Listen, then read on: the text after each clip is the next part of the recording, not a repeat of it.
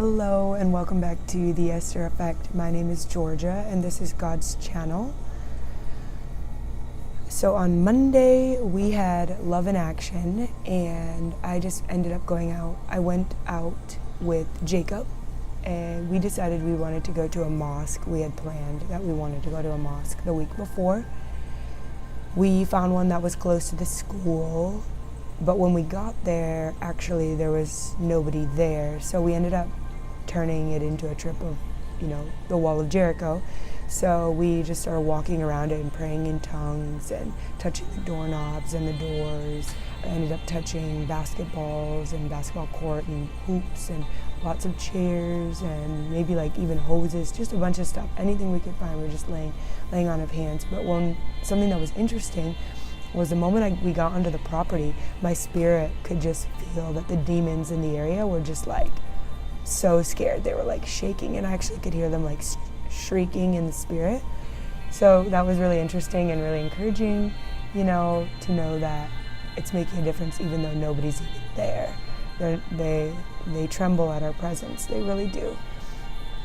So then we decided to leave.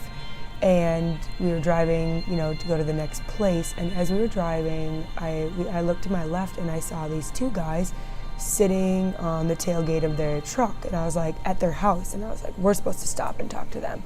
So we had to go and turn around and we parked and then we walked up to them. And it was just the grace of God, because their dog came out and the guy came out and followed, "Hey, what are you doing?" to the dog.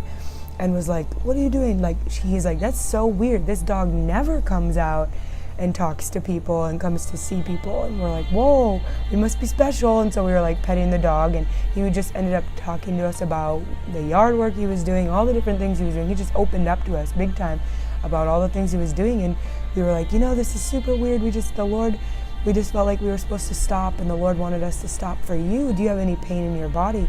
And he said, "Actually." And then Ken came. He's "Yeah, Ken does. He has pain in his back." So we were "Whoa, Ken, come on out here." He was the other guy. There were two guys. One guy's name was V and the other one was Ken. And so Ken came out and he was in the back. And he was just we just held hands. We began to pray. We asked him if we could pray with him, and he said, "Yeah." So we just started praying. And right before we started, Jacob was "Hey, I think one of your legs, do you know if one of your legs is shorter than the other? And he was "I don't know." And we're "Well, let's just check."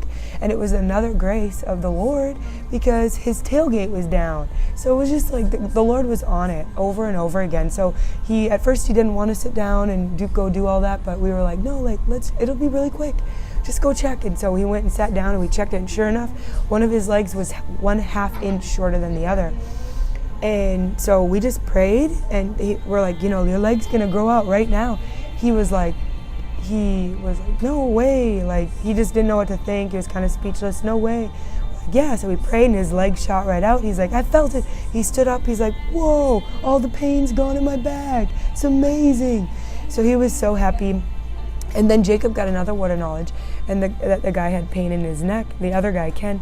And sure enough, he did. He's "I think, are you having stress from things going on at your church?" And he was "Yeah, we were just talking about that, and we were just talking about the pain in the pain in his neck, and then the pain in the other guy's back.